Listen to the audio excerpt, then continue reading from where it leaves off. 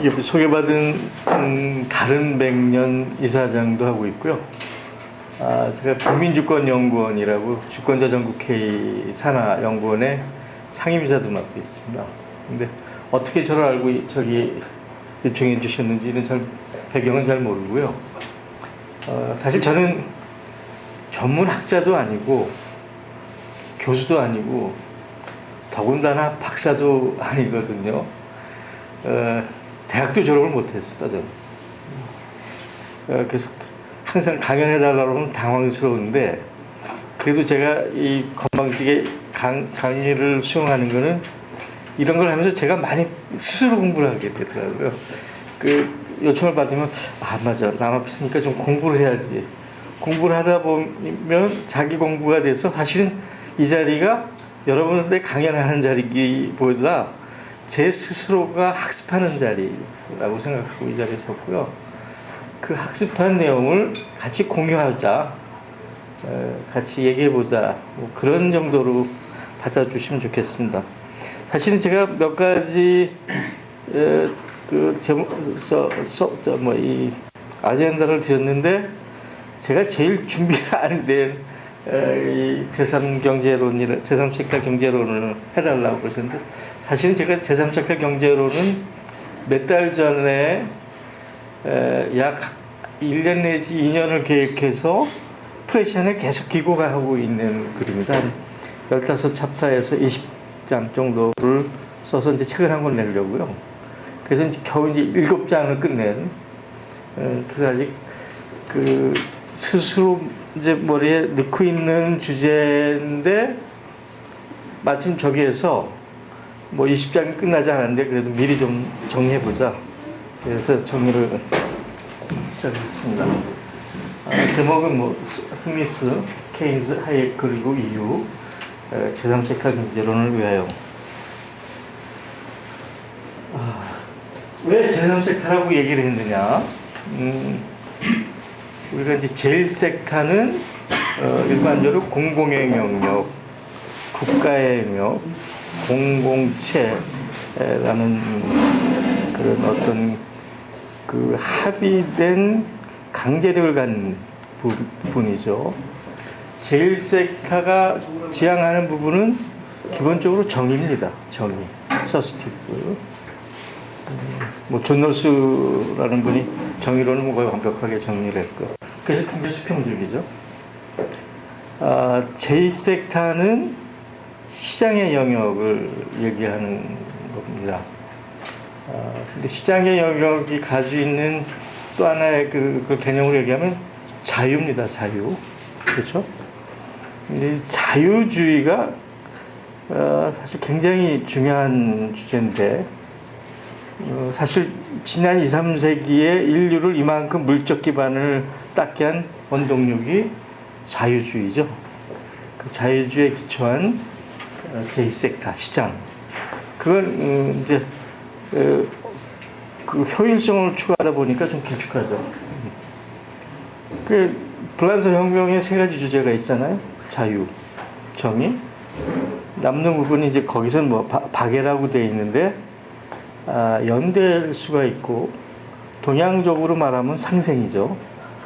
그걸 이제 제3섹터라고 얘기할 수 있는데, 요즘 나오는 얘기 중에는 사회적 경제라는 말도 있고 시민 경제라는 말이 있습니다. 근데 다 고만고만하지만 나중에 좀 자세히 얘기하겠지만 개념적으로 약간 차이가 있습니다. 그래서 제가 제3섹터라는 말을 썼습니다. 사실은 지금 우리를 가장 크게 하는 게 시장이죠.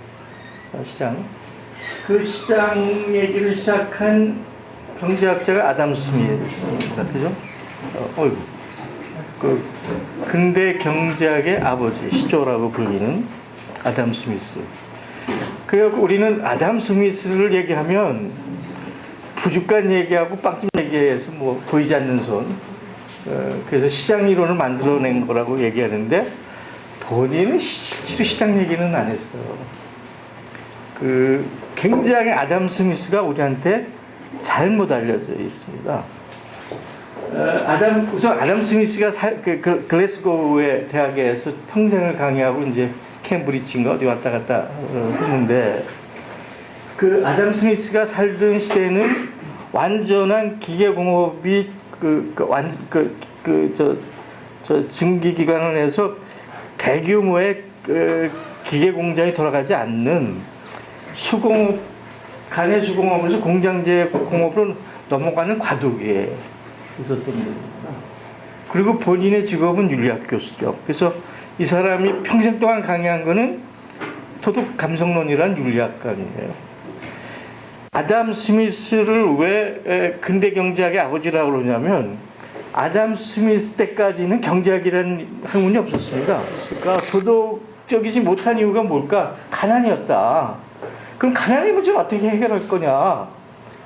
그래서 문제의 출발은 영국 시민들한테 도덕이라는 문제를 주제하다 보니까 어느 정도 배고픔을 해결해야 되는, 경제적으로 풍요로워야 도덕이 온다. 그래서 생각한 게 두 가지입니다. 하나는 분업이죠. 그 뭐 핀을 만들 때 얘기를 했죠.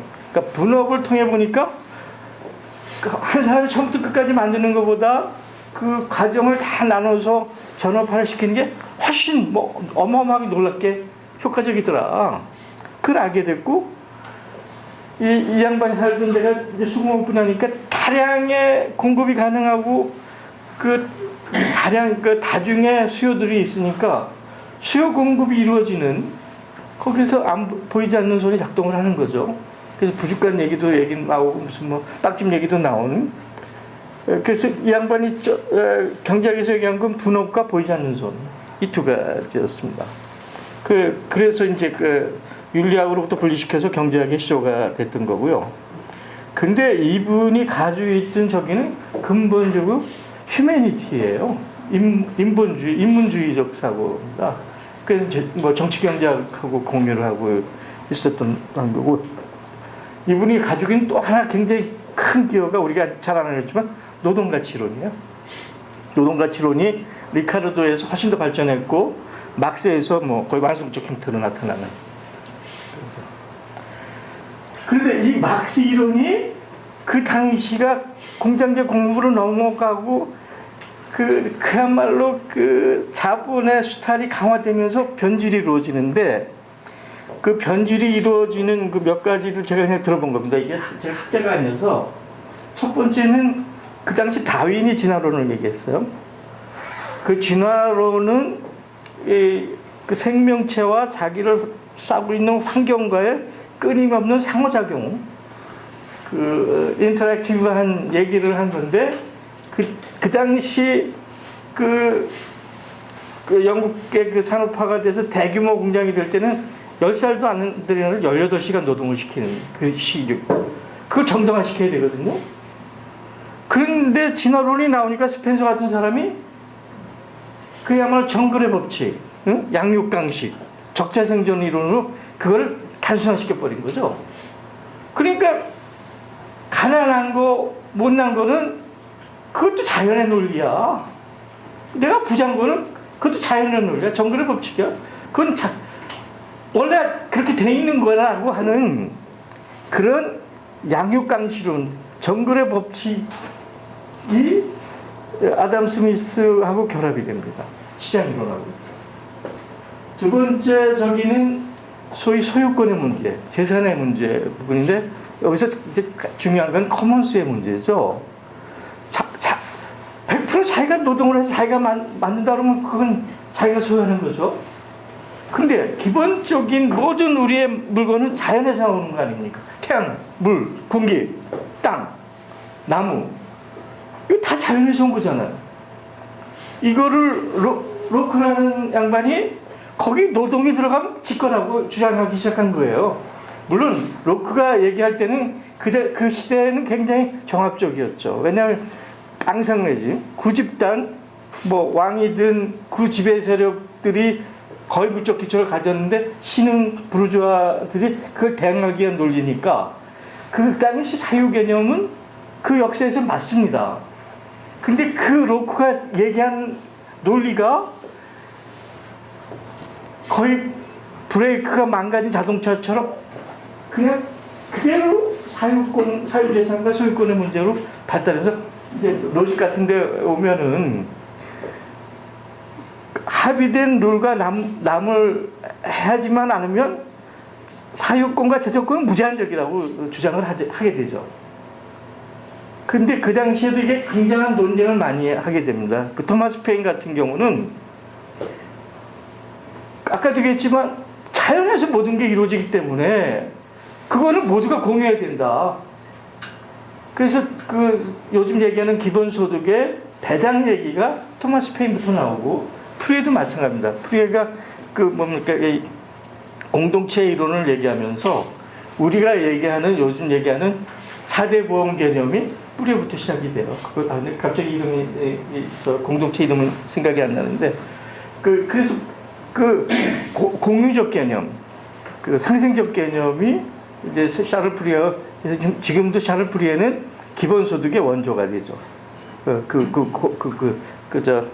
그 공동체 그 개념 때 800명이 모여가지고 공동체를 이루는 게 가장 이상적이고 거기서 뭐 자본의 역할을 12분의 5를 보고 뭐 이렇게 해갖고 그 다 이 배당 역할 배당을 하는 그런 저기 이론을 만듭니다. 그래서 그게 이제 손익기 존 롤스 같은 경우가 이제 뭐 정의론에서 얘기했지만 재산 소유제적 민주주의 물론 이분은 이제 민주주의를 얘기했지만 민주주의의 주권자로서 행사하기 위해서는 기본적으로 인간 생활을 할 수 있는 재산이 있어야 된다. 그걸 보장해야 된다. 라고 해서 이제 복지 이론의 현대적 이론을 제공하는 거예요. 제가 좀 빨리 지나가겠습니다. 여기서 아담 스미스 가장 극적으로 변화시킨 것이 한계 효용 이론이에요. 한계 효용 이론에 가면은 인간은 100% 경제적 동물이에요.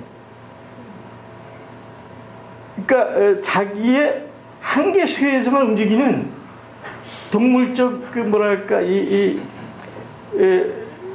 다른 요소가 하나도 작동 안 되는 그냥 수요에 대한 개념만 있는 그런 그래서 하나의 점으로 표현해요. 인간이. 그래서 이 한계 효용으로 들어오면서 인간은 점과 선으로만 표현이 돼요. 그리고 이 근대 경제학, 수리 경제학의 출발이 여기서 되는 거죠. 그 근대 경제학, 수리 경제에서 인간이라는 개념이 없습니다. 인간은 점과 선이에요. 이것이 현대 경제학이 갖고 있는 가장 취약점이죠. 그 다음에 이제 그 아담 스미스하고 막스까지 어떤 노동 가치설이 시장 가격 결정론으로 갑니다. 그런데 이제 그 요즘 우리 뭐 많이 소개되는 볼라니 같은 사람은 시장 가격이 수요 공급에서 결정돼? 균형에 의해서 결정돼? 아니다.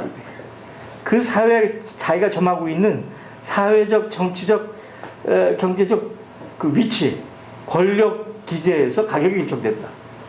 라고 얘기하는 거죠. 뭐 이건 그렇고요. 뭐 보시면 이제 뭐 설명할 건 없고요. 근데 사회주의가 대두가 됐는데 사회주의가 몰락됐다. 1990년에. 저는 이걸 참 동의하기 어려워요. 스탈린 체제가 붕괴됐다. 맞죠? 스탈린 체제가 사회주의인가요? 아니죠. 스탈린 독재주의고 스탈린하고 같이 한 말하자면 그 공산주의 이름을 이용한 과두제, 오리가키, 지금도 러시아를 지배하는 그런 몇몇 소수의 오리가키 지배체제가 붕괴된 거지 지금 중국 사회주의 아닌가요? 사회주의는 몰락하지 않았습니다. 스탈린 체제만 붕괴됐습니다. 조금 더 빨리 가겠습니다. 그 시장이 너무 확대가 되면서 결국 나온 게 제국주의가 된 거 아닙니까? 그죠? 제국주의가 돼갖고 어떻게 됐어요? 1차 대전, 2차 대전. 올해가 지금 1차 대전, 종전한 지 100주년 되고 난리를 쳤잖아요. 1차 대전에 얼마나 많은 사람이 죽었습니까? 수천만 명이 죽었잖아요. 그러니까 그 시장의 탐욕에서 1차 대전, 2차 대전을 겪는 과정에 이거 시장이 아니구나, 시장이 잘못됐구나라고 나온 게 다시 공공의 영으로 돌아오는 거죠. 그런데 막스에 대해서 막스가 탄생 올해가 200주년이죠? 맞나? 맞습니다. 200주년 올해가. 물론 막스가 가지고 있는 결정론의 결함은 있죠. 유물론이라든지 뭐 편중 유물론이라든지 무슨 뭐 그래갖고 이 결정론적으로 결정된다고 얘기한 부분에 대해서 비판할 수 있을지 모릅니다. 그러나 현대 사회과학을 하는 사람 중에 막시스트가 아닐 수가 있나요? 막시스트한 우리가 가르쳐준 거는 과학입니다. 과학적 분석과 과학적 인식의 방법론을 우리한테 가르쳐준 거죠. 그러니까 막스의 한계는 결정론을 얘기한 한계는 맞지만 막스가 우리한테 가르쳐준 오르덴틱 메소돌로지 방법론적인 그 뭐랄까 그야말로 정통적인 방법론의 틀에서는 우리 모두가 자유롭지 않죠. 우리 모두가 막시스트가 아니고는 사회과학을 얘기할 수가 없는 부분이죠. 근데 어쨌든 막스는 무산작 지배를 통해서 새로운 세상을 들여다봤는데 나중에는 정치경제 비판을 통해서 노동자가 아니고 노동의 해방을 얘기합니다. 나중에 본인이 변화가 있지만 어쨌든 막스가 그래서 다시 정치의 영역이 중요하다. 권력의 영향이 중요하다는 것을 우리가 강조를 했고요. 뭐 막스하고 달리 이제 케인즈도 마찬가지죠. 그러니까 시장 갖고는 안 되니까 국가가 개입을 해야 된다. 그래서 이제 뭐 유효수요 이론인데 그 케인즈와 베버리지와 이제 노르딩 모델에 약간씩 차이가 있어요. 케인즈는 우리가 얘기하는 제1차 영역 경제 산업 활동 부분에 방점을 두고 거기서 순환을 얘기하고 유효수요 얘기를 주로 해왔죠.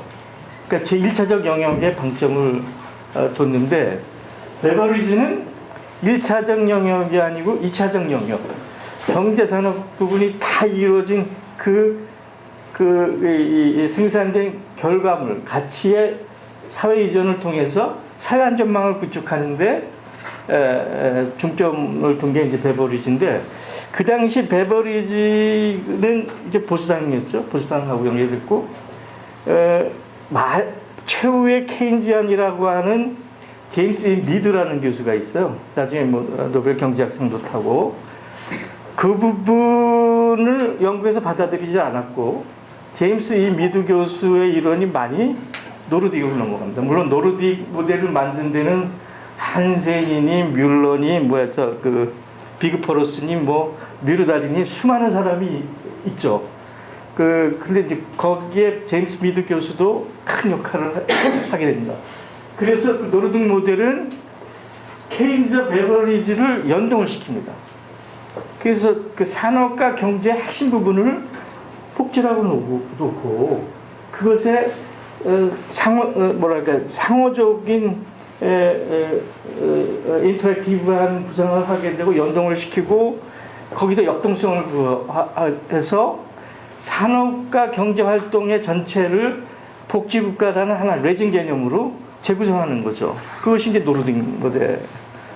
그래서 그 사실 시장경제라는 말을 제가 쓰는 걸 싫어하는데 제1섹터의 문제점을 보완하는 과정에서 상당히 다양한 얘기들이 나오고 마지막으로 중국 사회주의가 여전히 살아있죠. 중국 사회주의를 어떻게 볼 거냐, 마오쩌둥의 역할을 어떻게 볼 거냐. 문화 대혁명을 보면 마오가 재앙이긴 하지만 그 당시 중국을 개방하고 시장주의를 갔으면 어떻게 됐을까요? 마오가 오늘의 중국을 있게 한 플랫폼을 만들었죠. 자력갱생입니다. 그 어마어마한 자본주의 탐욕을 못 들어오게 막아낸 그래서 자력갱생의 자기 플랫폼을 만들어낸 역할을 역시 마오가 한 거죠. 그 기초 위에서 팅소평이 개혁개방을 했고 왔는데 현재 중국의 경제를 그러면 뭐라고 볼 거냐. 수많은 학자분이나 교수님들은 국가사회주의다. 국가자본주의다. 근데 요즘 시진핑이 계속 강조합니다. 소셜리즘. 그래서 지금 시진핑이 시도하는 것은 국가자본주의에서 사회적 시장경제로 사회주의 쪽으로 방점을 두고 있는 게 아닌가 하는 게 제 판단입니다. 그래서 이제 1940년대 2차 대전이 끝나서 1970년대까지 약 30년 동안 서구 사회를 골디락스 시대라고 그래요. 골디락스. 그야말로 최상의 경제 시대. 골디락스라는 거는 성장률도 높고 실업률은 제로에 가깝고 인플레이션도 없고 인류가 즐길 수 있는 최고의 경제 사회적 조건에서 30년을 구가해요. 사회주의가. 아마 인류 역사에서는 가장 서구를 중심으로 해서 가장 인간다운 삶이 보장됐던 시기가 되죠. 근데 이게 1970년에 소위 유가 파동을 해서 깨지기 시작하는데, 물론 유가 때문에 깨진 것도 있지만 거기 이제 몇 가지 더 원인을 분석을 해야 되는데, 하나는 그 사회 안전망이나 복지 체계가 그 다음 세대들은 그냥 공짜로 주어진 걸로 발생하면서 일종의 도덕적 사회적 해이들이 발생하는 부분이 하나 있게 되고요. 또 하나는 서구의 그런 골디락스 시대 복지 체계가 서구 사회만으로 가능했을까? 제3세계의 수타 속에서 있었던 게 아닌가라는 문제도 있고요. 기본적으로 케인즈가 추구했던 그 케인즈안의 경제학에 약점이 있었던 게 아닌가, 이런 것들이 이제 발생하게 되죠. 그러면서 석유 쇼크가 터지면서 스태그 인플레이션이라는 그동안 경제학에서 설명되지 않는 현상들이 일어납니다. 스태그 인플레이션이라는 거는 경기는 불안이어서 막 어려운데 인플레이션이 막, 그러면 디플레이션이 일어나는데 인플레이션이 일어나는 거죠. 그동안은 거의 이제 그 당시까지는 석유의 복지 체계라는 건 기본적으로 목표가 실업률을 제로 쪽으로 가고 있는데, 엄청나게 실업률이 높아지니까 기존의 복지 체계도 어려워지는 거죠. 그리고 성장률은 막 마이너스까지 내려가게 되죠. 그러니까 그때 시장주의자들이 숨을 죽이고 있다가 케인즈 때문에 이제 목소리를 높이고 이제 손들고 나오기 시작했는데, 그 대표적인 인물들 라인이 미제스, 하이에크, 프리드만입니다. 근데 각자 다 또 자기 나름대로 다 얘기가 있고 정당한 게 있어요. 미제스나 하이에크가 지낸 시기는 말하자면 스탈린과 히틀러의 시대예요. 백색 테러, 적색 테러를 다 그냥 지겹게 본 시대이기 때문에 이 국가가 개입한다는 거, 권력이 개입한다는 게 얼마나 나쁜 거냐 라는 걸 뼈저리게 느끼는 사람들이거든요. 칼포프도 마찬가지고. 그렇고 하이에크가 죽기 전에 소비에트가 무너지니까 병사인도 가고 그거 봐라고 깎아대고 웃었다는 거예요. 이 하이에크가. 자유로의 길인가요? 자유의 길인가? 그 미제스는 국가는 필요하지만 최소 영역에 경비국가 수준에 국방을 유지하고 질서를 유지하는 수준에 있는 게 좋고 나머지는 시장을 맡기는 게 맞다. 그걸 이제 훨씬 더 발전시키는 게 하이에크고, 하이에크는 시장이 주는 시그널, 정보, 균형 능력은 아무리 인간이 지능이 발달해도 줄 수가 없다. 그 점에서 시장이 뛰어나기 때문에 시장을 따라가라. 그 시장의 세 가지 기능이죠. 그러니까 그거는 아무리 천재적인 인간이 들어와도 시장을 따라갈 수 없으니까 시장을 따라가라.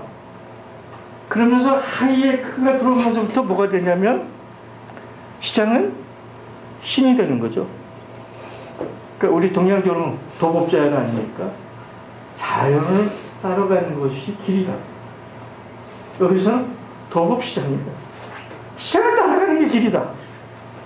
그래갖고 대처가 티나 There is no alternative but market principle, 이렇게 된 거죠. 그 시장의 전율적 시대가 등장하는데, 프리드만이 자본주의에는 사이클이 있잖아요. 그 공황을 여러 번 겪었는데, 그 공황? 금융공학으로 해결할 수 있어.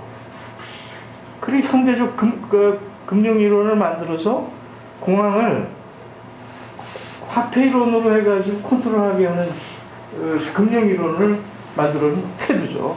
어마어마한 인물이죠, 프리드만이. 공짜 점심 없다. 이게 그 양반의 유명한 말. 이 이론을 해서 대처와 레이건이 만들어가지고 이제 신자유주의가 다시 리바이벌하는 네오 리버럴리즘이요. 근데 네오 리버럴리즘을 만드는 데는 두 가지 큰 기둥이 있습니다. 둘 다 워싱턴인데 하나는 워싱턴 룰이에요.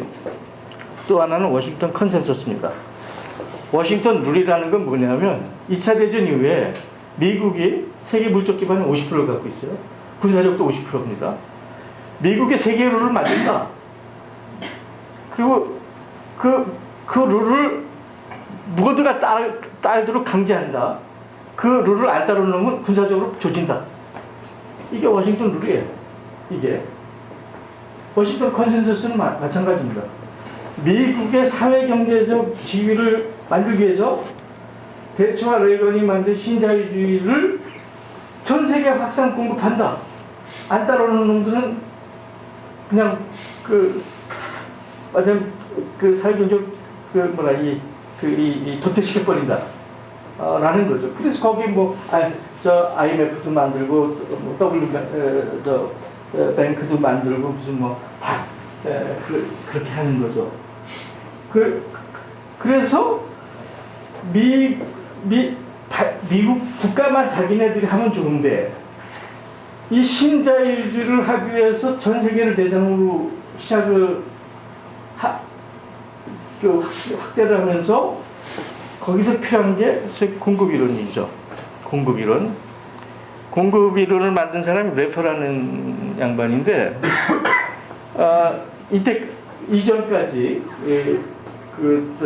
보니까 40년대, 50년대 유럽이나 미국의 세금이 얼마였냐면 소득세든 상속세든 80%였습니다. 맥시멈. 90%까지 올라가지고. 근데 래퍼는 그게 틀렸다는 거예요. 그래갖고 세금을 한 20-30% 내리는 게 옵티마이즈, 컨티메이팅 포인트라는 거예요. 그래서 거기서 이제 낙수 효과라는 이론이 나오는데, 그래서 공급 중심 이론인데, 아까 이제 복지 레짐을 얘기했잖아요. 모든 걸 복지 중심으로 재구성하는 그걸 복지 레짐이라고 그래요. 근데 래퍼나 이 레이건이 만든 이 이론은 모든 것을 공급 중심으로 재구성해야 돼요. 그러니까 자본은 자유시켜야 되고, 그 생산 요소가 가장 싼 데로 가려다니까 세계화가 필요한 거죠. 그렇죠? 그렇잖아요. 그래서 이 레이건도 워싱턴 컨센서스 공급 경제학 이론이 결합이 되면서 세계화라는 게 이루어지고, 만든 거를 만든 수요를 만들어야 되잖아요. 그 수요를 끊임없이 만들어내는데, 그 수요를 만들어내는 기술이 금융공학이에요. 프리드만이 만든. 그 프리드만입니다. 그런데 그게 확장할 수 있는 공간이 있을 때는 불안하겠죠. 근데 확장이 끝나면 어떻게 돼요? 멈춰야죠. 그게 가장 약한 곳인 아시아부터 위기가 온 거고요. 그래서 그 아시아 위기가 자기의 세계화나 이 공급 경제 이론에 한계가 와서 아시아가 위기가 온 거고, 거기 이제 한국이 당한 거죠. IMF 때 진보학자들이 얘기하는데, 미국의 월가나 자본가들이 한국에서 빼간 꽃감이 우리나라 1년 GDP를 넘깁니다. 그만큼 위기 과정을 통해서 한국의 빼나간 거죠. 근데 아시아 위기만 갖고 끝난 거냐? 금융공학을 통해서 미래 세대 수요를 금융공학을 통해서 현지화시킨 거죠. 그게 빈민층, 서민층한테 막 주택 문제를 엄청나게 해가지고 그걸 부실 채권을 돌리고, 그게 다 미래의 수요거든요. 미래에 발생한 수요를 금융공학적으로 현지화시켜버린 거잖아요, 다. 그러니까 수요가, 공급 이론에서 수요가 없으니까 조작해서 만든 게 그게 월가 위기예요. 그 리먼 브라더스가 망가지고 하는. 그런데 2017년 8년에 경제 위기 후 10년이 지났는데 지금 아무도 솔루션이 없어요. 솔루션이 없습니다. 세계 경제 솔루션이 있나요? 그러다 보니까 트럼프 같은 놈이 나오는 겁니다. 그러니까 지역주의, 자국주의, 민족주의가 다시 대성하고 세계하고 충돌하는 거죠. 대안이 없는데 그 공급 이론에서 만들어진 과잉 공급 상태는 농업이든 제조업이든 서비스든 공급 과잉 상태. 당연히 실업률은 엄청나게 높겠죠. 그다음에 이제 이거는 항상 이제 자본주의를 살려내는 게 이제 기술이라는 측면인데 어쨌든 우리가 거대한 IT든 4차 산업이라고 얘기하는 그래서 초연결 사회니 거기다 바이오텍에 연결이 되니 새로운 산업 구조로 분명히 이동하고 있는 거죠. 이것이 어떤 모습을 가질 수 있는 거냐? 저는 이걸 해석할 능력은 없는데 제가 요즘 유발 할라리 책을 읽고 넘어가나더라고요. 좀 상품 같은 생각이 들고 특히 북한 얘기하는 거 보면 아니 역사학자라는 게 한국 전쟁이 무슨 의미가 있는지 모르는 채 글을 썼다라는 게 너무 화가 나더라고요. 근데 문제는 그 골디락스에 만들어서 복지학에 우리나라 최고의 그 전문가 여기 와 계십니다. 서구라파가 만든 사회안정의 복지체계가 가치 위기를 맞이하는 거죠. 저는 그걸 이렇게 얘기합니다. 그 서구 산업이나 서구 경제가 골디락스를 거치고 서비스 산업까지 잘 따라와요. 근데 그게 복지국가 개념으로 잘 따라온 거는 저기 새가 나무에 앉아 있어요. 고정적입니다. 타켓이 분명해요. 그럼 조준사납게 하면 돼요. 사회정책, 경제정책으로 조준사납게 하면 맞습니다. 근데 지금 우리가 갖고 있는 이 환경은 앉아있는 새가 아니에요. 어디로 날아갈지 모르는 새예요. 그러니까 조준사격이 불가능합니다. 이것이 지금 서구를 중심으로 우리도 마찬가지로 복지 국가를 만드는 혹은 사회안정망을 구성하는데 대단한 어려움을 갖게 하는 조건이죠. 이건 제가 길게 얘기 안 합니다. 그래서 제2영역과 제2영역이 이제 순수한 제1영역도 없고 순수한 제2영역도 없이 혼재된 상태여서 우리가 이제 리버럴 마켓 에코노미니 코디네이티드 마켓 에코노미들이 나타나는데 그 형태들이 독일 모델, 북유럽 모델, 미국적 모델, 영국적 모델 우리가 다 얘기를 하는 거죠. 지금 문재인 정부가 얘기하는 포용 정책이라고 그래요? 포용 뭐라 그랬죠? 국가요. 포용 국가? 그게 독일 모델입니다. 독일 모델도 3인당 모델이 아니고 기사 기민당 모델이에요. 그런데 걱정이 그런 독일의 기민 기사단의 뿌리를 충분히 하고 포용 국가 정책을 얘기하는 건지 내가 잘 모르겠어요. 그런 얘기가 없이 그냥 포용이라는 그냥 단어만 쓰고 있는 기분이에요. 질서자유주의, 경제민주주의 여러 가지 있고요. 여기 하나만 최근에 하르츠 얘기 많이 하고 그 독일 노동이사 폭스바겐 사건에 그래갖고 지난번 3인당 당수했던 친구는 누구죠? 그게 거기 속했던 주지사였다 해가지고 하르츠 모델을 독일 전체로 해가지고 독일의 가장 성공한 모델이다. 반사기입니다. 반사기예요. 하르츠 모델이 유효한 경우가 있죠. 폭스바겐을 살려낸 데는 대단히 맞았는데 과연 하르츠 모델이 한 국가 모델은 맞는 거냐? 독일이요. 슈레더가 집권하기 전에 워킹푸어가 5%밖에 안 됐어요. 지금 독일의 워킹푸어가 13%, 15%입니다.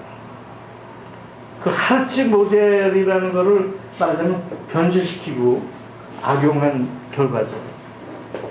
북유럽 모델이 이제 이민의 집, 최저임금 문제나 소득 주도 성장의 개념이 북유럽 모델이에요.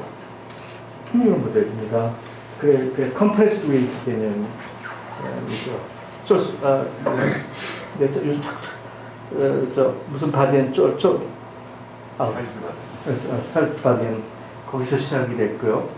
렌 마일러는 그 사회연대 임금을 기초로 해서 북유럽 사회 전체를 혁신제로 돌리게 하겠다라는 혁신 방안들이거든요.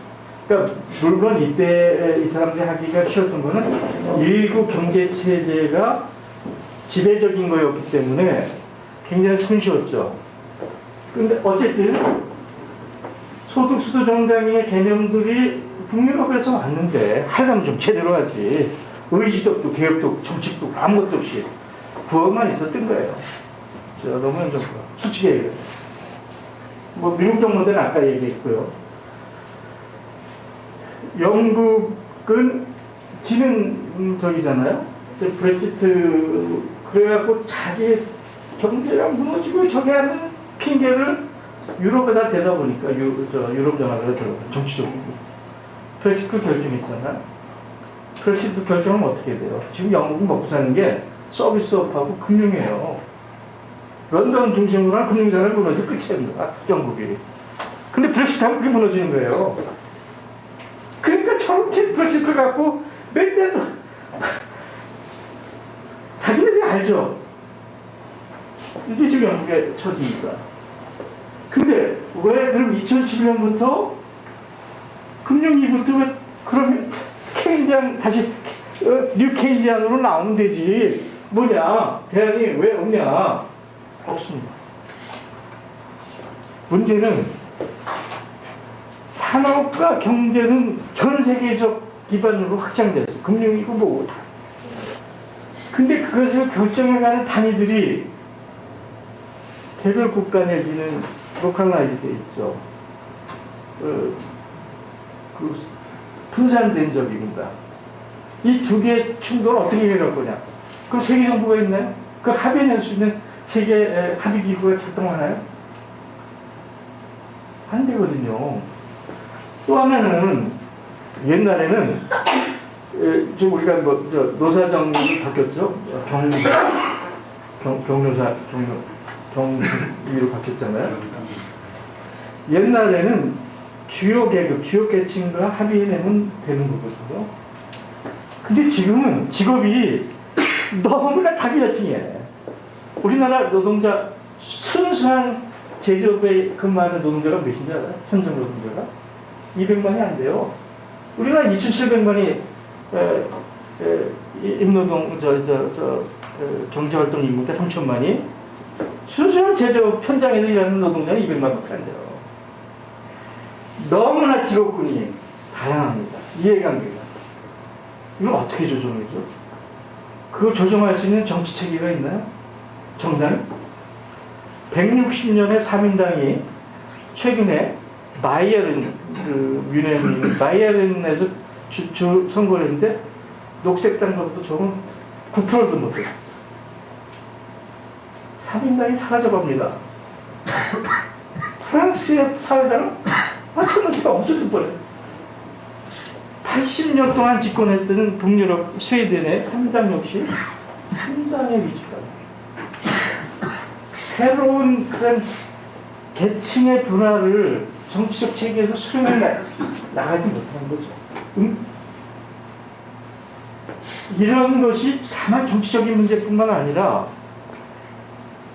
지금 세계사적으로 부딪히고 있는 이 경제적 조건의 문제들을 해결하는데 방안을 만들어내는데 어려움으로 다가오는 유럽 연합도 마찬가지죠. 내부의 이해관계들이 그런 충격이 오니까 전부 지역주의, 민족주의, 로컬리즘 그럼 이걸 어떻게 조정해야 할지 모르겠어요. 거기다가 세계 질서를 만들었던 소위 워싱턴 컨센서스에 미국이 2000년 때는 세계 물적 기반의 50%를 가졌는데 지금 20%잖아요.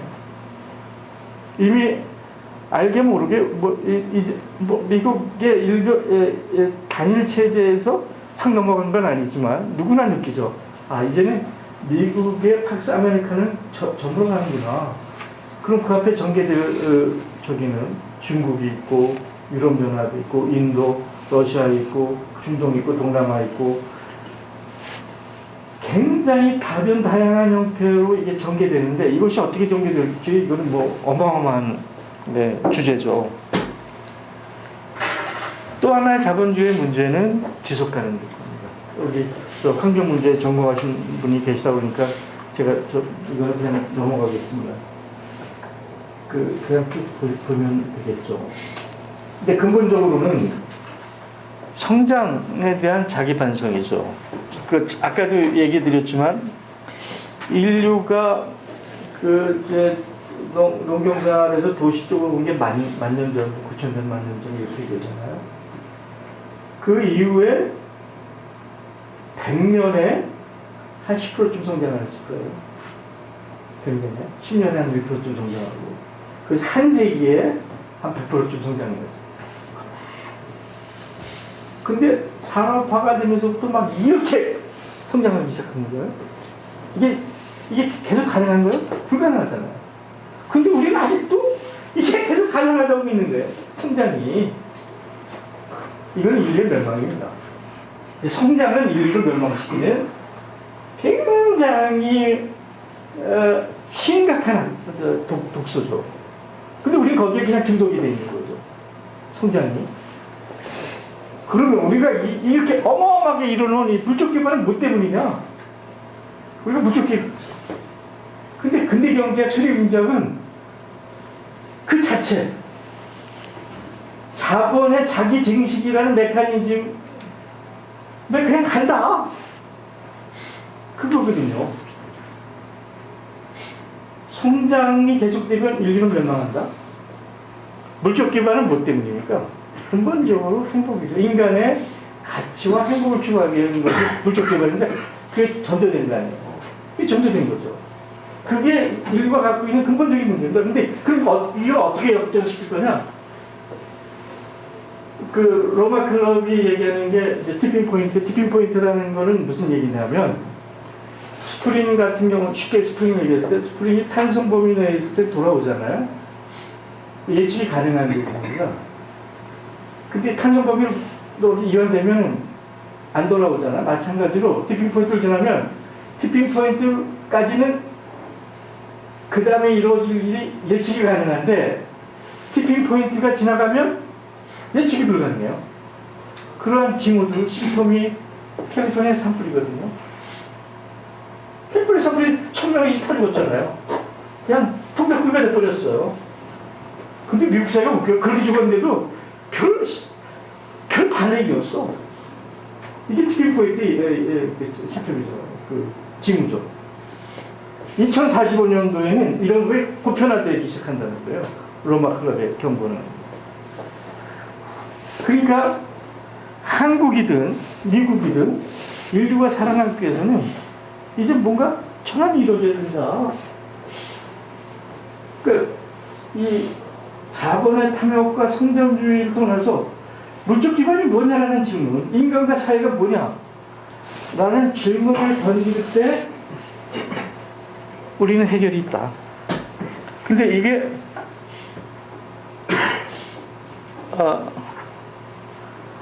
제 얘기냐? 아닙니다.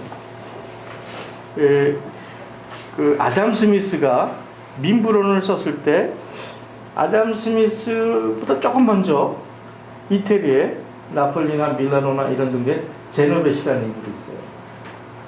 그분이 시민경제라는 걸 했어요. 시민경제.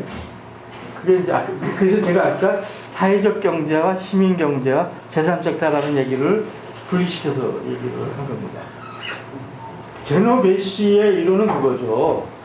시장은 우리의 삶을 도구해야 된다. 우리 삶에 복종해야 된다.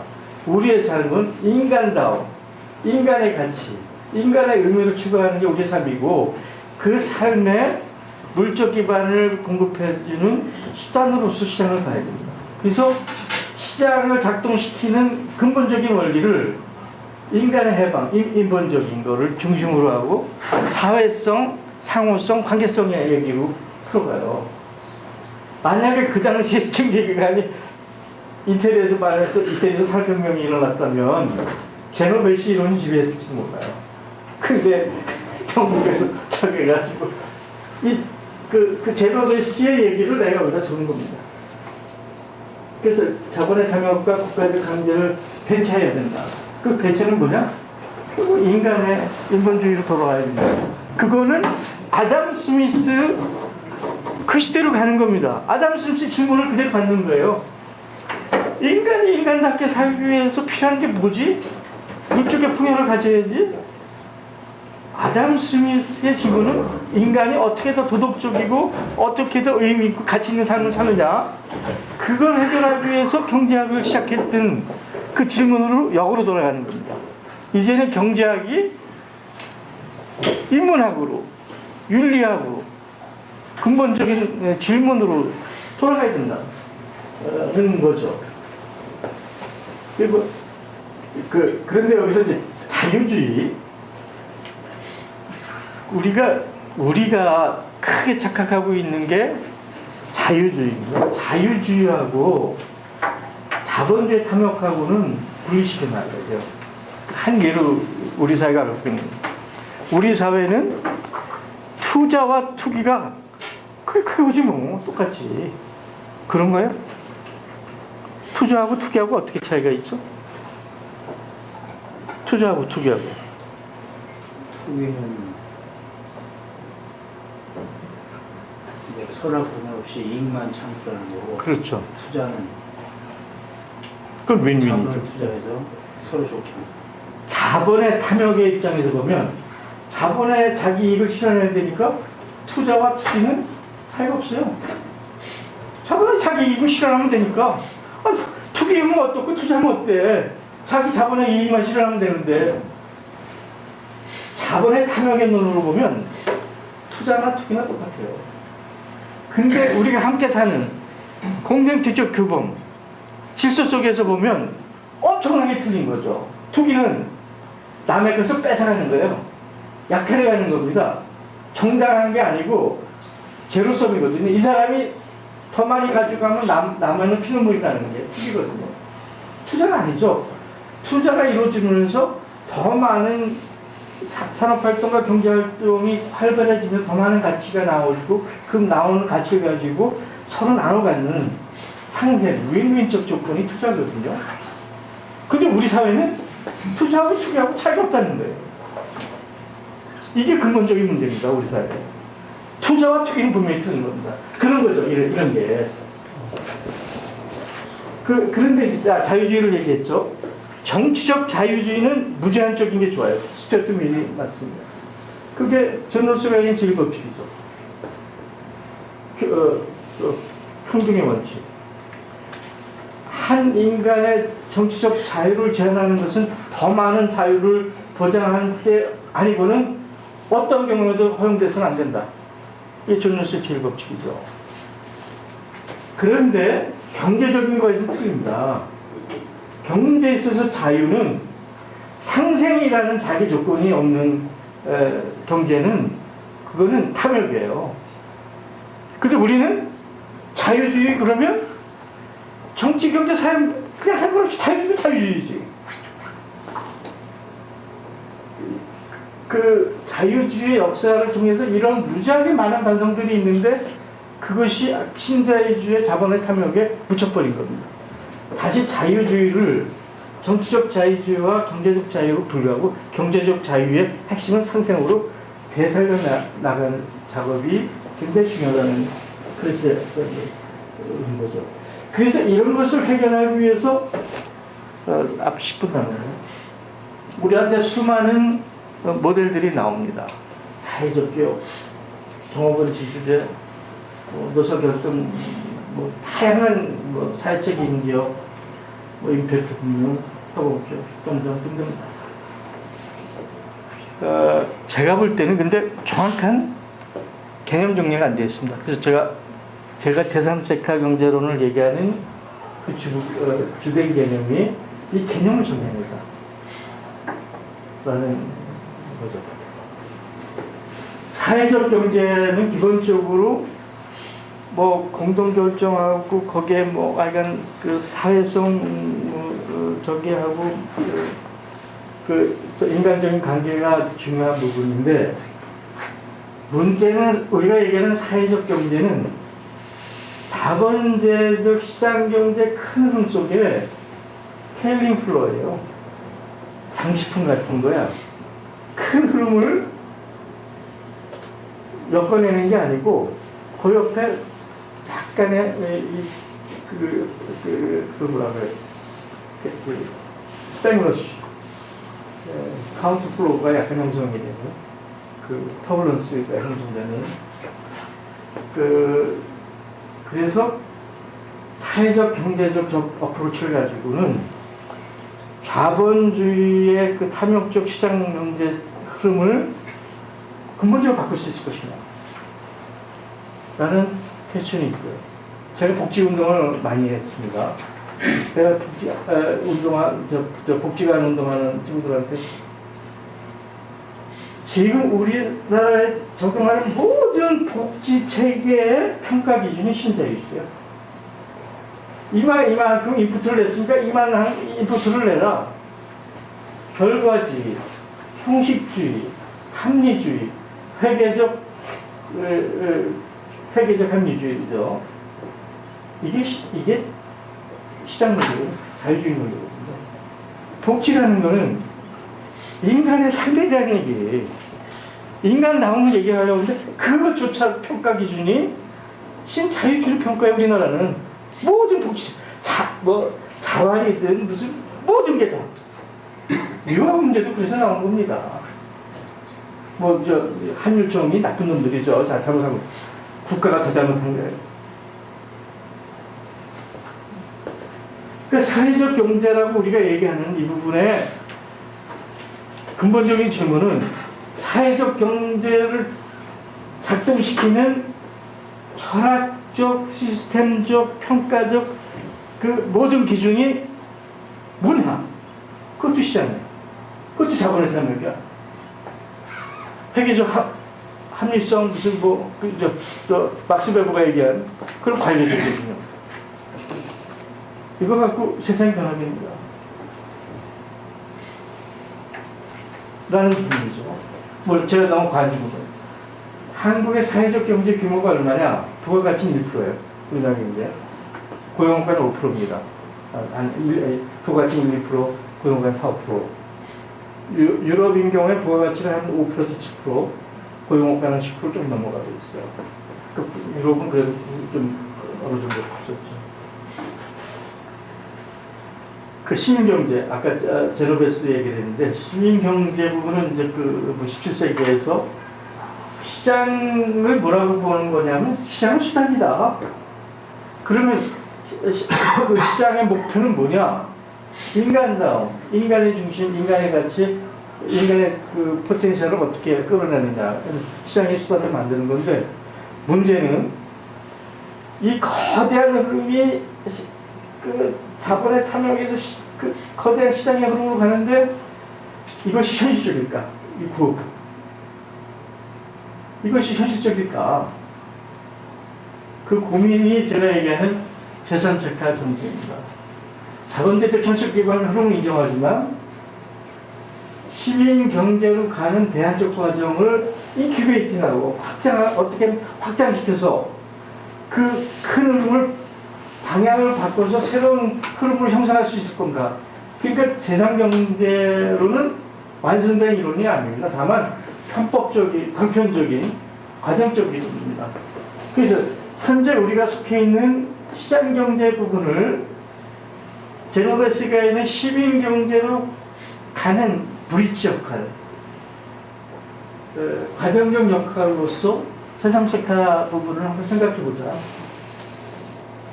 라는 거죠.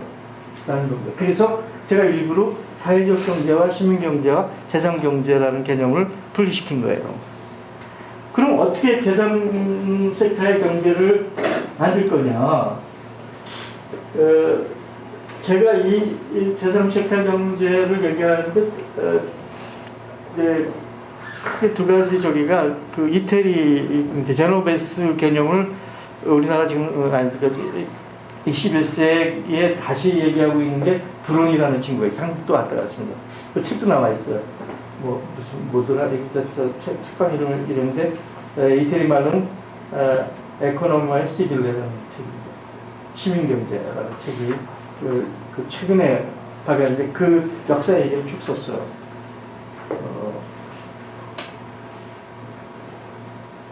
그 다음에 미국의 그 하버드 대학의 28세 그 레귤러 정식 교수가 된 그 기록이 안 깨지는 로베르토 웅고라는 만다레 웅고라는 친구인데 이 웅고라는 분의 책이 우리나라에 여러 번이 번역되어 있습니다. 건국대 이재승 교수가 여기 빠져가지고 주체의 각성이라는 책을 번역 청문회했고 민주주의를 넘어라는 책을 썼고요. 중국의 최치환이라는 교수가 있는데 로베르토 웅고의 수제자예요. 그리고 칭화대학의 그 금융 경제학자인데 중국의 충칭 모델이나 그 현대 중국의 금융 이론을 지금 쓰고 있는 친구예요. 그 웅고 이론에 의해서. 그렇게 중국이 그냥 허튼 나라가 아닙니다. 엄청난 나름대로 그런 그 이론적 배경을 갖고 움직이는 거예요. 그 최치환이 쓴 정치라는 책이 번역되어 있어. 굉장히 두껍습니다. 거기에 이제 얘기인데 로베르토 웅고의 얘기를 제가 제 얘기하고 좀 섞어서 얘기했습니다. 로베르토 웅고 부분은 아까 우발 할라리 얘기했는데 우발 할라리의 관점은 인간은 기본적으로 영장이에요. 집행차고 아무 차이가 없다는 겁니다. 근데 웅고의 개념은 아니에요. 그건 우리 저기 동양하고 천지인 개념이에요. 인간은 동물에서부터 신적인 영성을 가지고 있는 시천주고 아시천이고 인내천으로 가는 인간의 내면에 신성이 있다, 영성이 있다. 이걸 끌어내야 된다.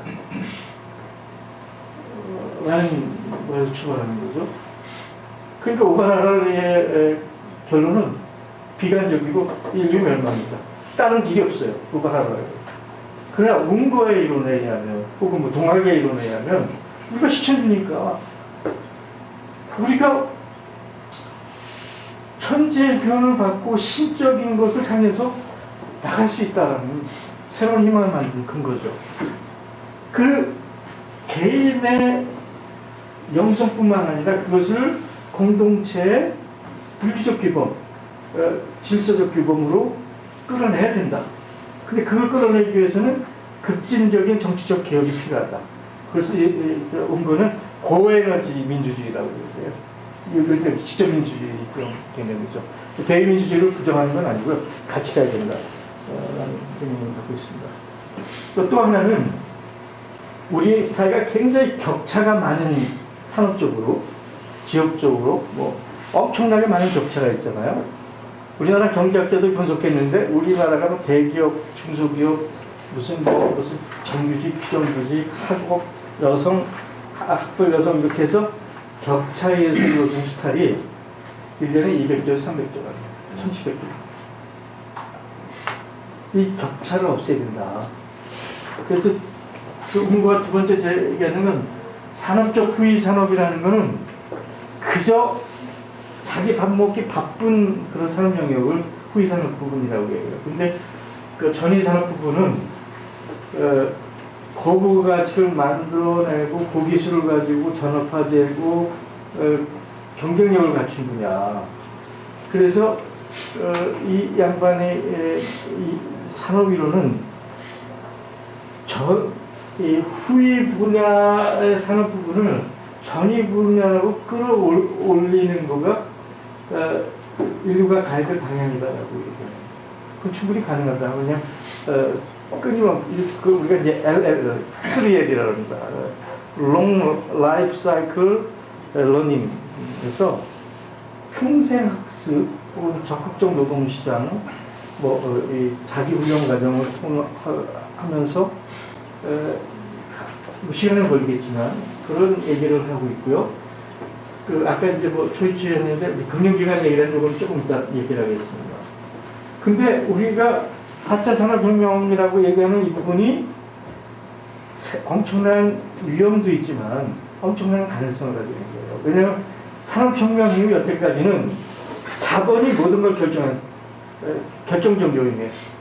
디터미넌트 팩터거든요. 근데 앞으로 오는 사회는 자본이 아니에요. 지식입니다. 지식 기반 사회라고 얘기해요. 정보입니다. 근데 지식도 그렇고 정보도 혼자는 못해요. 지식과 정보는 자본하고 틀려. 자본은 아까 얘기했듯이 투기처럼 제로섬이에요. 뺐으면 상대방이 눈물을 흘리고 약탈당하는 거죠. 그런데 지식과 정보는 나눌수록 힘이 세죠. 나눌수록 힘이 세죠. 그렇잖아요? 페이스북에 한 사람이라도 가입하고 네이버도 마찬가지로 카카오톡도 한 사람이 더 가입할수록 힘이 세지잖아요. 숫자가 많아질수록 공유할수록. 지식도 마찬가지예요. 앞으로 기술의 욕심은요, 천재가 하는 게 아닙니다. 그런 지식 기반의 공유 속에서 그 상호적 교환 속에서 기술 혁신이 이루어지는 거거든요. 그러니까 앞으로 사회는 자본처럼 혼자 독식하고 혼자 먹어서 나가는 게 아니고 미래 사회는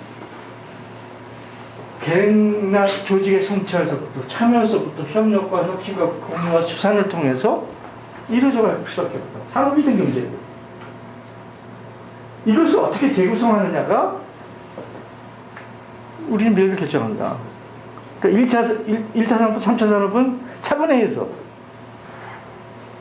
제로섬 방식으로 이루어졌다면 앞으로 미래 사회는 제로섬이 아니고 윈윈 게임을 할 수 있는 충분한 전망을 할 수 있다. 그 윈윈 게임이 가도록 정치적, 제도적, 시스템적 저기를 바꿔나가야 된다. 그래서 이제 제가 수평 작업, 수직 작업이라는 두 가지를 나눴는데 제가 5분 안에 끝내겠습니다. 그 시장, 국가, 시민 영역을 하이브리드 방식으로 병렬적으로 놓자. 하이브리드 개념이 맞는지 모르겠고 그 사이에다 경막, 삼투막을 놓자. 삼투막을 한쪽으로만 가는 거죠. 그죠? 시장의 탐욕이나 시장에 얘기하는 소위 수치적 효율성이 시장의 영역으로 못 나오게 막는 거고, 그렇죠? 거꾸로 시장 영역을 가지고 있는 인본성, 인문성, 상호성, 관계성, 사회성이라는 거는 저쪽으로 넘어가게 한다. 그게 삼투막이야. 그 삼투막을 절차하자. 그럼 국가는 뭘 해야 되냐?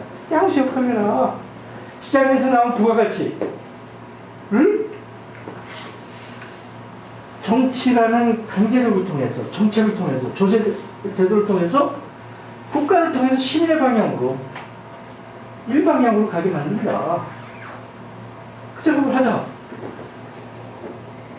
그 조세정책이 무지하게 중요한 거죠. 그래서 재산섹터를 인큐베이션을 해야 되는데, 물론 협동조합이 좋지만 협동조합이 아니래도 좋아요. 지금 있는 형태들이 이제는 뭐 혼자 자본주로 하는 게 아니라 소유의 개념을 공유하는 개념을 확장하다. 그러니까 아까 내가 기업 얘기, 법인 얘기를 하는데 사실 지금 우리가 얘기하고 있는 주식회사의 그 지배 개념이라는 게 역사에서 말도 안 하는 게 엉터리로 만들어진 거예요. 기업을 만드는 방식을 다른 방식으로 만들 수도 있었어요. 협동조합 같이. 그래서 기업을 소유하는 방식과 기업을 운영하는 방식과 기업에서 나온 성과를 나누는 방식을 다양하게 정리할 수 있다. 다양하게 연구할 수 있죠. 그 다음에 금융이 굉장히 중요합니다. 그래서 우리가 지금 사회적 경제 기본법이라고 국회의원 가면 아직 안 통과 안 됐죠. 교수님. 네. 사회적 경제 기본법은 통과됐는데 네. 구체적인 법안, 안 됐죠. 법이 아니고. 그래서 이 삼투막 쪽으로 일방향으로 흘러갈 수 있도록 사회적 경제 기본법을 만들어서 그 삼투막을 설치하고 시민 자본을 활성화할 수 있는 다양한 임팩트 금융, 클라우드 금융을 키워줘야 된다. 키워줘야 된다. 제가 오마이 캠페인이라는 회사의 의장입니다. 제 퇴직금을 거기다 그냥 이익도 안 내서 좋으니까 좀 해라. 제가 시민 자본을 활성화시켜야 되고, 협동조합이 현재 갖고 있는 문제점이 은행이 협동조합이라 대출을 못 해줘요. 왜냐면 협동조합은 수많은 사람들이 결정권을 갖고 있는데 만약에 그 부도나면 그 채권 회수하기 할 수가 없어요. 근데 우리나라 중소기업 보증기금 뭐 기술 무슨 뭐 상업 보증기금 있잖아요. 그 보증기금을 만들어라 나라에서. 그리고 이 협동조합 평가해서 은행에다 돈 대줘도 된다. 아니 망하면 내가 대줄게. 다양한 금융의 방식을 통해서 시민경제가 활성화되도록 금융을 설계하자. 근데 시민경제가 하기 위해서는 사회안전망에 대한 재구성이 필요해요. 그러니까 이제 그동안은 사회안전망이 7개 요소가 있었습니다. 뭐 출생, 뭐 육아, 교육, 질병, 주거, 노후, 실업 이런 거가 있었는데 7가지 있는데 안전의 문제가 커집니다. 기후변화가 커지면서 자연재해가 엄청 커지는데 아직 우리나라 사회안전망 개념에서는 안전이라는 개념이 없어요. 앞으로는 안전이 들어야 됩니다. 이게 이제 사회안전망적 개념인데 그 출산, 육아, 교육, 보건, 주거는 이제 안전에 대해서는 국가가 책임지는 확실한 출발선에 있어서 공정성을 유지하는 평등적 기반을 구축하고 아까도 얘기했지만 후위 부분을 전위로 끌고 갈 수 있는 평생 학습 조치에 적극적 노동시장의 자기문화 전파 정도를 강화해 가야 된다라는 게 이 수평급작업의 개념이고요. 수직적 개념은 역사적 개념이죠. 이 세대를 넘어가는. 아까도 얘기했지만 재산권과 사유권이라는 게 역사의 기득권이 만들어내는 평균이에요. 이게 웅고의 천재적인 발상입니다. 웅고가 우리가 알고 있는 재산권과 사유권은 5가지, 6가지로 구성되어 있다. 획득의 과정이 있고, 그걸 정비하는 과정이 있고, 그걸 소비하는 과정이 있고, 이거 내 거야 타인들을 배제하는 배제권이 있고, 그걸 이전하는 권리가 있어요. 근데 이걸 다 사유권, 재산권으로 인정해야 되느냐? 라는 질문을 던지는 거예요. 우리가 알고 있는 재산권이나 사유권은 다시 대대로 넘겨가는 그냥 하늘이 내려주는 천부인권적인 우리 생명과 똑같은 거라고 생각하잖아요. 아니다 이겁니다. 그건 기득권이 만들어내는 조작된 개념이라는 거예요. 그 중에서 가장 중요한 게 뭐냐면 처분의 이전입니다. 이전. 상속은 범죄라는 거예요. 증여는 범죄라는 거예요. 운분은 그렇게 얘기해요. 그래서 우리가 얘기하는 보유세, 주택조세, 국토보유세 이거 자연이 준 거니까 그거를 괜히 수여한다는 개념 자체가 다른 거죠. 땅, 이 집대 개념에 대한 세금 문제. 그 다음에 사회상속은 말은 범죄라고 그러지만 기본적으로 공정할 수 있죠. 집한채 정도라든지.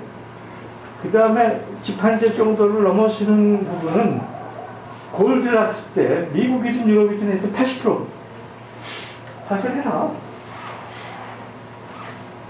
이 물적 기반을 가지고 2가지가 나옵니다. 이 보유세나 사회상속세에서 들어오는 수입을 중앙투자기금을 만드는 거예요. 중앙투자기금. 그걸 만드는데 그 중앙투자기금은 3층 구조를 갖는데 중앙투자기금은 국민경제를 운영하는 배당에 대한 원칙에 대한 방향에 대한 것을 결정해서 그 기금을 할당을 합니다. 어제는 교육, 투자, 무슨 혁신, 복지, 배당을 하는 거죠. 그 배당된 각 분야의 운영회사들인데 운영회사들은 그야말로 프로페셔널입니다. 그야말로 프로페셔널. 이거는 철저하게 시장주의에 있습니다. 그러니까 효율주의도. 그 다음에 이제 그 개별적 경제 단위의 에이전트들은 개인일 수도 있고 법인일 수도 있고 그 자산 운용사한테 자기가 이렇게 하겠다라는 프로포절을 내서 금융에 대한 얼로케이션을 받는 거죠. 그래서 이게 수단이 이루어지는 겁니다. 그래서 한 인간이 태어나서 돌아갈 때까지는 자기 능력과 그 존 롤스의 원칙에 의해서 그야말로 그 청부의 입장, 공동체나 국가가 정해진 룰과 원칙에 의해서 열심히 하기 위해서 거부가 될 수도 있죠. 자기 시대가 끝나면 다시 중앙투자처로 다시 돌아가는 거예요. 그것이 운거가 생각하고 있는 기본적인 금주개념이에요. 이걸 초이치안이 중국에 어떻게 적용했는지 잘 모르겠어요. 어쨌든 운거의 개념은 대충 이런 개념입니다. 그랬을 때 나올 수 있는 또 하나는 이 중앙투자기금이 기금이 특히 복지 영역에서 세 가지 개념으로 가지고 있습니다. 기본소득, 우리가 대충 알고 있는 거죠. 기본 자산은 뭐냐? 아까 이제 재산 소유 민주제도 얘기했지만, 그 영국의 그 유명한 그 교수가 청년 할당제라는 개념을 얘기해요. 근데 이제 그 뒤에 개념 전개는 좀 지랄 같은데 그 금융의 가장 그 성과를 만드니까 금융의 포트폴리오에 투자해가지고 그런데 기본 자산소득은 예를 들어서 만 19세가 되면 그게 5천만 원이든 1억이든 국가가 개인한테 포트폴리오를 선정하는 권한을 주는 거예요. 1억이든 5천만 원이든 그 수준에. 그러면 자기가 그 포트폴리오를 구성을 해요. 근데 이 포트폴리오는 소비할 수가 없어요. 처분할 수는 없습니다. 트레이딩을 할 수 있어요. 맡겨하는 주식시장에서 오고 갔습니다. 그 기본 자산이 갖고 있는 개념은 그 사회의 경제적 성과라는 게 자본시장, 금융시장을 통해서 나타나잖아요. 그 배당을 가지고 배당 권한이 있는 거죠. 모든 국민은, 시민은 자기가 소속되어 있는 국가 공동체 경제적 운영에 대한 배당을 갖고 있다. 그런데 기본소득 개념은 뭐냐? 손익계산 개념입니다. 기간 개념입니다. 그렇죠? 근데 기본 자산은 자산 개념에 어셋 개념이죠. 배당 개념이죠. 좀 그 차이가 있죠? 그 손익계산이냐 대체대조표냐 차이가 있습니다. 그 다음에 마지막 남는 게 복지청구권입니다. 8가지 복지청구가 있는데 이 복지청구의 핵심은 2가지예요. 주거 문제를 살다 보면 주거 문제 해결 못해. 그럼 국가가 최소 수준의 복지 공간을 소유하는 거 아닙니까? 주거할 수 있는 그 공간을 제공하죠. 살다가 내가 질병 걸려서 노동력도 없다. 국가 보고 나 좀 치료해줘. 아니면 나 죽을 때까지 알아서 좀 관리해줘. 이 복지 선택권은 대충 그 2가지를 나머지는 모르겠습니다. 이제 이렇게 하는 개념이 그냥 제가 꿈꿔본 제3세계 경제론의 이게 뭔가입니다. 이게 진짜 실천이 가능한 건지 정책적으로 어떻게 해야 되는지는 또 완성도 있게 구상을 해야 되지만 다른 변경이 갖고 있는 장점은 그겁니다. 5년 뒤, 10년 뒤에 안 이루어져도 다음 세대에 이루어질 수 있다라고 푸카시를 얻어 얘기할 수 있다는 게 장점인데요. 마지막으로 인간의 조건에서 안나아렌트가 비슷한 얘기를 해요. 인간의 그 레이버를 노동은 자기가 하고 싶지도 않고 그런데 그냥 먹고 살기 위해서 사람이 육체가 있으니까 소비해야 되니까 먹고 살기 위해서 물질적 조건을 획득하기 위해서 몸을 몸빵하는 거죠. 노예죠. 그게 동물하고 무슨 차이가? 동물이 자기가 배고프면 가서 자기 먹이를 찾아가는 거하고 똑같은 게 노동은. 웬만한 특별 노동을 그렇게 규정합니다. 동물이 먹이 찾는 거하고 자기 육체적 조건을 만족하기 위해서 노동을 파는 것과 무슨 차이가 있느냐. 두 번째는 작업이에요. fabrication. 그거는 물론 먹고 살기 위해 생활수단으로 하지만 자기가 뭘 하고 싶어 하는 거예요. 자기가 좋아하는 거. 목공이라든지 건축이라든지 디자인이라든지 노래를 하든지 노가다도 지가 좋아서 하면 그건 작업이죠. 그 노동이 아니고 지가 좋아서 하면서 먹고 사는 문제 그거를 작업이라고 해요. 파브리케이션이라고. 가장 중요한 건 액티비티죠. 활동. 그거는 그런 먹고 사는 문제를 떠나서 자기가 하고 싶은 일을 프리를 자기 의지에서 일하는 것. 그래서 먹고 살 수 있는 조건. 이런 가능성들을 얘기를 안 해요. 인간의 조건에 대해서. 근데 이 얘기는 안나 하나님만 했냐? 케인즈가 그러거든 자기가. 우리 손자 때는 일주일에 5시간만 일하면 된다. 그 시기 분명히 온다. 실제 왔어요. 실제 왔는데 우리가 그거를 어리석음 때문에 정치적 구조 때문에 이 기득권의 체계 때문에 안 되는 거죠. 지금 우리가 노동 30시간 해서 충분히 먹고 삽니다. 케인이 그 얘기였어. 막 쓰는 얘기했죠. 아까 노동 무산자 계급의 혁명에서 나중에 죽을 때 정치 경제학 비판을 통해서 인간이 노동으로부터 해방을 얘기하잖아. 제3세카 경제학은 바로 인간의 가치, 인간의 가능성, 인간의 해방을 향해서 우리 사회를 재구성하는 과정을 한번 진짜 끝장 토론 한번 해보자. 이제 그런 얘기입니다. 이상입니다. 예.